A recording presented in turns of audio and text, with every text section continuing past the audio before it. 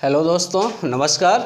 मैं डॉक्टर श्रवण कुमार आपका अपने YouTube channel learner exam point पर हार्दिक स्वागत करता हूं। दोस्तों, आज हम जो है चलने वाले हैं NCTE पर, ठीक है, national council for teacher education पर चलने वाले हैं। आपसे चर्चा करने वाले हैं।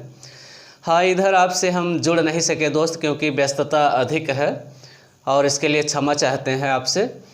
और आगे जैसे ही हमको समय मिलता है दोस्त, हम आपको याद करते हैं और आपको फिर जोड़ने का प्रयास करते हैं। तो इधर कुछ समस्याएं थी और उससे भी हम धीरे धीरे अब जो है निकल रहे हैं। तो ऐसा है दोस्त, आप लोग जो है अब अपनी पढ़ाई के प्रति जो है, तैयारी के प्रति जो है, बिल्कुल जी जान से लग जाइए दोस्त। क्यों? क्योंकि ब्रॉड सिलेबस है, बहुत लंबा सिलेबस है दोस्त, ठीक है। और इस सिलेबस को एक बार, दो बार, तीन बार में आप कवर भी नहीं कर सकते हैं, क्योंकि इसको बार बार आपको अभ्यास करने की ज़रूरत है दोस्त। कम से कम ये मान के चलिएगा, एक एक टॉपिक्स को कम से कम 10 से 12 बार आपको पढ़ना पड़ेगा दोस्त। क्यों? क्योंकि कन्फ्यूज़न इसमें बहुत ज़्यादा होते हैं। क्योंकि जब लंबा सिलेबस है तो स्वाभाविक है कि उसमें कन्फ्यूज़न आएंगे। तो कन्फ्यूज़न को दूर करने का एक ही तरीका है दोस्त कि जितना ज़्यादा उसका हम क्या करें, अभ्यास करें, ठीक है दोस्त, और एक दूसरे से डिस्कशन करें, ठीक। और उतनी ही आपकी मजबूती बनेगी। और जब मजबूती बनेगी दोस्त, तो आपका आत्मबल मजबूत होगा और आप अपने लक्ष्य को क्या करेंगे, प्राप्त कर लेंगे, ठीक है दोस्त। तो चलते हैं, देर न करते हुए अपने इस टॉपिक्स पर आपसे चर्चा करने वाले हैं। और आज हमने आपको NCT के बारे में बताया और इसके बाद भी अभी 2-3-4 टॉपिक्स आपके छूटे हुए हैं दोस्त। NCERT है, SCERT है, न्यूपा है, ठीक है दोस्त। उस पर हम आपसे चर्चा करेंगे। तो चलते हैं, आज हम जो चर्चा करने वाले हैं वो NCTE का पूरा नाम है। हाँ, आज आप लोग देख रहे होंगे कि हमने क्वेश्चंस को पहले ही लिख कर तैयार कर लिया। क्यों? क्योंकि हम देख रहे हैं हमारा वीडियो जो लंबा हो रहा है उसमें देखने वालों की भी संख्या धीरे धीरे कम होती जा रही है। अच्छा, एक बात ये भी है, दूसरी बात, लिखने में ज़्यादा समय हमारा निकल जाता है दोस्त, ठीक है। आपको मुख्य चीज़ ये है कि मूल बातें मिलें और आपको वह कंसेप्ट समझ में आ जाए, ठीक। हमारा ये लक्ष्य है दोस्त, ठीक है। हाँ, कुछ लोग कहते हैं गुरुजी आप पहले से लिख करके इसके बाद पढ़ते चले जाते हैं तो ये बुक की तरह होता है। तो ऐसा कुछ भी नहीं दोस्त, आपको तथ्य मिलना चाहिए और आपको कंसेप्ट क्लियर होना चाहिए, ठीक है। तथ्यों को निकाल कर बाहर लाना दोस्त, ठीक है, और उस कंसेप्ट को समझा देना, यही हमारा क्या होता है, एक टीचर का उद्देश्य होता है, ठीक है दोस्त। चलिए, तो देखिएगा NCTE का पूरा नाम क्या है, national council for teacher education. पहला क्वेश्चन कह रहा है कि NCTE का पूरा नाम क्या है, तो national council for teacher education. अब फिर दूसरा क्वेश्चन देखिएगा क्या कह रहा है कि NCTE को हिंदी में क्या नाम है इसका, या हिंदी में इसे क्या कहते हैं, तो राष्ट्रीय अध्यापक शिक्षा परिषद। दो प्रश्न समझ में आया। NCTE का पूरा नाम क्या है, national council for teacher education. National council for teacher education को हिंदी में क्या कहते हैं, तो राष्ट्रीय अध्यापक शिक्षा परिषद। आगे देखते हैं, तीसरा क्वेश्चन कह रहा है कि किस शिक्षा नीति में NCTE को संवैधानिक दर्जा देने की बात की गई है। कह रहा है किस शिक्षा नीति में NCTE को संवैधानिक दर्जा देने की बात की गई है, तो भारत की द्वितीय राष्ट्रीय शिक्षा नीति 1986 के तहत जो है NCTE को संवैधानिक दर्जा देने की बात की गई थी, ठीक। 3 क्वेश्चन समझ में आया। अगर आपको ये लगता है कि हमें नहीं कॉन्सेप्ट समझ में आ रहा तो वीडियो को 2 बार आप देख लीजिएगा, ठीक है दोस्त। अगला देखिएगा क्या कह रहा है कि NCTE को संवैधानिक दर्जा कब मिला, तो देखिएगा national council for teacher education act 1993 में कौन सा संशोधन किया गया था, 73वां संविधान संशोधन करके, ठीक है। NCTE को संवैधानिक दर्जा मिला 1993 में। बहुत इंपॉर्टेंट है, इसमें बहुत ज़्यादा कन्फ्यूजन होता है। संवैधानिक दर्जा कब मिला और स्थापित कब किया गया, इन दोनों प्रश्नों में समस्याएं होती हैं। आगे देखिएगा, कह रहे हैं NCTE को संवैधानिक दर्जा, तो national council for teacher education act 73वां संविधान संशोधन करके 1993 में जो है NCTE को संवैधानिक दर्जा प्रदान किया गया।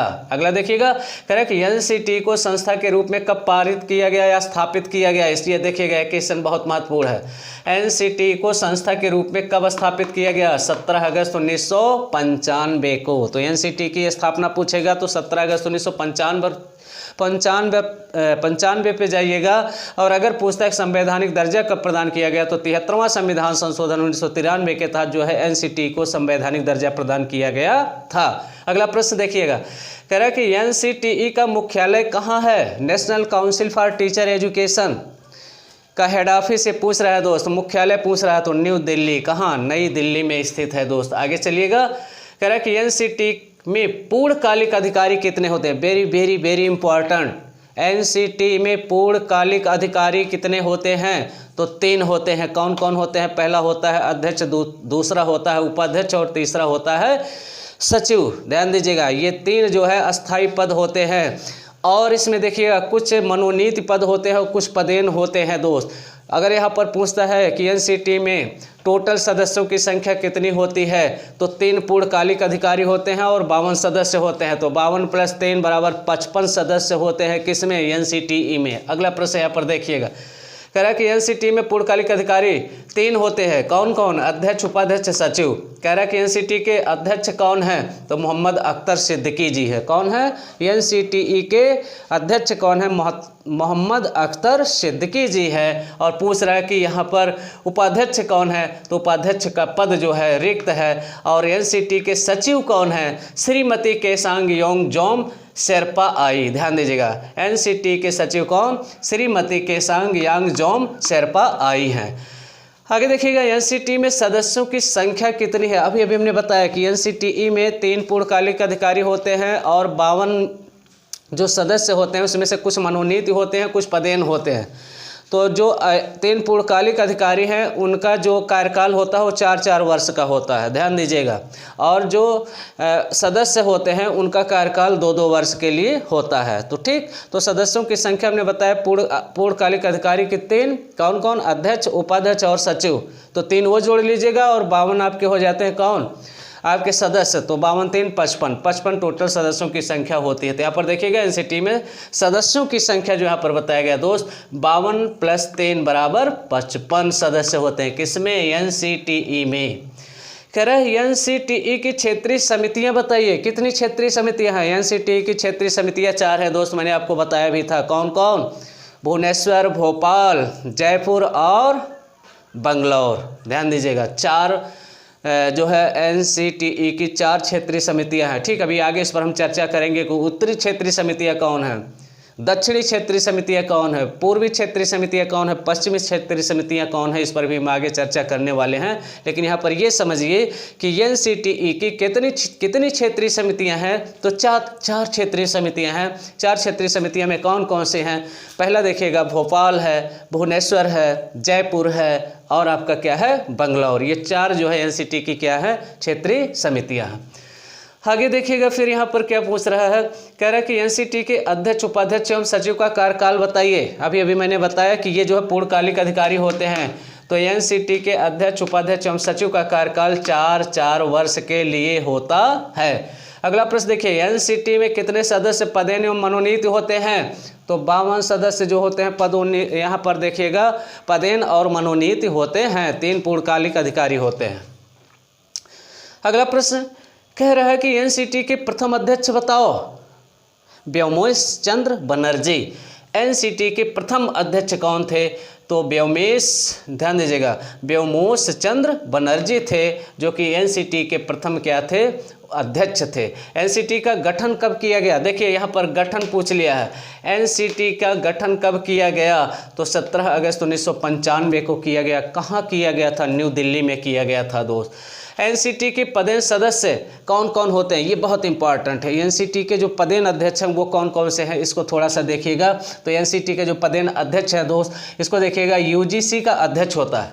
यूनिवर्सिटी ग्रांट कमीशन के जो अध्यक्ष होते हैं वो जो है एनसीटीई का क्या होता है? पदेन सदस्य होता है। पहला एनसीईआरटी का निर्देशक।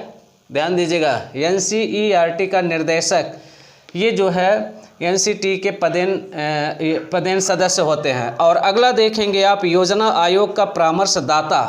ये जो है योजना आयोग का परामर्शदाता भी क्या होता है दोस्त, ये एनसीटी के क्या होते हैं, पदेन सदस्य होते हैं। और सीबीएसई का अध्यक्ष, जो सीबीएसई का अध्यक्ष है, ये भी क्या होता है, एनसीटी का सदस्य होता है। आगे चलेंगे, वित्त सलाहकार, वित्त सलाहकार जो होता है वो भी क्या होता है, एनसीटी का पदेन सदस्य होता है। AICTE, ध्यान दीजिएगा इस पर दोस्त थोड़ा सा, AICTE ध्यान दीजिएगा, AICTE का सेक्रेटरी जो होता है दोस्त, वो भी क्या होता है, इसका पदेन एनसीटीई का क्या होता है दोस्त, पदेन अध्यक्ष होता है। और AICTE का पूरा नाम देखेंगे, all India council for technical education. AICTE all India council for technical education, इसका फुल फॉर्म होगा दोस्त। इसका भी जो क्या होता है, सेक्रेटरी होता है, वो जो है एनसीटी का क्या होता है, पदेन सदस्य होता है। आगे देखेंगे, अध्यापक राष्ट्र के कर्णधार है, ये किसने कहा है, ये वेरी वेरी इंपॉर्टेंट, ध्यान दीजिए। अध्यापक राष्ट्र के कर्णधार है एनसीईआरटी के अनुसार। एनसीईआरटी की स्थापना कब हुई थी, 1 सितंबर 1961 को। हेड ऑफिस कहाँ है, न्यू दिल्ली। एनसीईआरटी को हम अगले वीडियो में आपको पढ़ाएंगे दोस्त, ठीक है। आगे देखिएगा यहाँ पर क्या कह रहा है कि एनसीटी की 4 क्षेत्रीय समितियाँ कौन कौन सी हैं, तो ध्यान दीजिएगा, एनसीटी की 4 क्षेत्रीय समितियाँ भी हमने आपको बताया। तो यहाँ पर सीरियल से आपको बताना है। तो पहला ये बताइए कि यहाँ की उत्तरी क्षेत्रीय समितियाँ कौन है, जयपुर है। दक्षिणी क्षेत्रीय समितियाँ कौन है, बेंगलोर है। पूर्वी क्षेत्रीय समितियाँ कौन है, भुवनेश्वर है। और पश्चिमी क्षेत्रीय समितियाँ कौन है, भोपाल है। और स्लो, हाँ बताइए, और धीमे चल रहे, अच्छा ठीक। देखिए फिर से, एनसीटीई की 4 क्षेत्रीय समितियाँ कौन है, तो इसको सीरियल से जोड़ लीजिए, क्योंकि पूरब दिशा पहले आप लोग याद किए हैं ना, फिर पश्चिम याद किए हैं, तो पूरब से चलिए। पूर्वी क्षेत्रीय समितियाँ भुवनेश्वर, पश्चिमी क्षेत्रीय समितियाँ भोपाल, 2 कन्फर्म, पूरब में भुवनेश्वर, पश्चिम में भोपाल। अब उत्तर पर चले जाओ, उत्तर में कौन है आपका, जयपुर। उत्तरी क्षेत्रीय समितियाँ कौन है, जयपुर। दक्षिण में कौन है, बंगलौर। याद, फिर से देखिए, पूरब एनसीटी की 4 क्षेत्रीय समितियाँ, पूर्वी क्षेत्रीय समितियाँ भुवनेश्वर, पश्चिमी क्षेत्रीय समितियाँ भोपाल, उत्तरी क्षेत्रीय समितियाँ जयपुर, दक्षिणी क्षेत्रीय समितियाँ बंगलौर। 4 क्षेत्रीय समितियाँ हैं। किस लिए स्थापित किया गया, इसका लक्ष्य क्या है, अध्यापक शिक्षा के कार्यक्रमों को नवाचार का प्रयोग करना, अध्यापक शिक्षण प्रशिक्षण कॉलेजों की मान्यता देना, अध्यापकों के न्यूनतम वेतन का निर्धारण करना और अध्यापकों की योग्यता को निर्धारित करना और पाठ्यक्रमों में संशोधन करना। आगे चलेंगे, अभी इस पर हम चर्चा आपसे करेंगे। क्षेत्रीय समितियों के कार्य थोड़ा सा बताइए। तो कह रहा अपने अपने क्षेत्रों में अध्यापक शिक्षण प्रशिक्षण संस्थानों को मान्यता प्रदान करना, अर्थात जो एनसीटीई है, जो क्षेत्रीय समितियां हैं, इनका एरिया है, उस एरिया में अध्यापक शिक्षा प्रशिक्षण से संबंधित कॉलेजों को मान्यता प्रदान करना, शिक्षकों के लिए जो है शिक्षा से संबंधित पाठ्यक्रमों का निर्धारण करना, योग्यता का निर्धारण करना, न्यूनतम वेतन का निर्धारण करना, ये सब जो क्या है एनसीटी के क्या है क्षेत्रीय समितियों के कार्य है। आगे चलते हैं। AICTE, देखिए यहाँ पर आप पूछा गया, AICTE का पूरा नाम क्या है, all India council for technical education. NCT के कार्य क्या है, ये वेरी वेरी इंपॉर्टेंट, इसको ध्यान दीजिएगा। क्या वर्क है इसका, क्या कार्य करती, क्यों स्थापित किया गया। पहला देखिए, शिक्षक शिक्षा के क्षेत्र में बदलाव करना एवं सरकार को सलाह देना। पहला, टीचर एजुकेशन में जो कमियां हैं, ध्यान दीजिएगा, उन कमियों को पहली बात तो निदान करना, फिर निदान के बाद उपचार करना, उनका पता लगाना और उनको दूर करना, और समाज के अनुरूप, राष्ट्र के अनुरूप कहाँ कब कैसे शिक्षा में परिवर्तन की ज़रूरत है, उसके अनुसार पाठ्यक्रमों का निर्धारण करना, और सरकार को क्या करना, सलाह देना। किस सरकार को, केंद्रीय और प्रांतीय दोनों सरकारों को समय समय पर सलाह व मशवरा भी देने का कार्य करता है कौन, एनसीटीई। शिक्षक शिक्षा के नियमों का निर्धारण करता है कौन, एनसीटी। शिक्षक शिक्षा से संबंधित क्या नियम होने चाहिए, क्या निर्देश होने चाहिए, क्या योग्यता होनी चाहिए, ठीक है।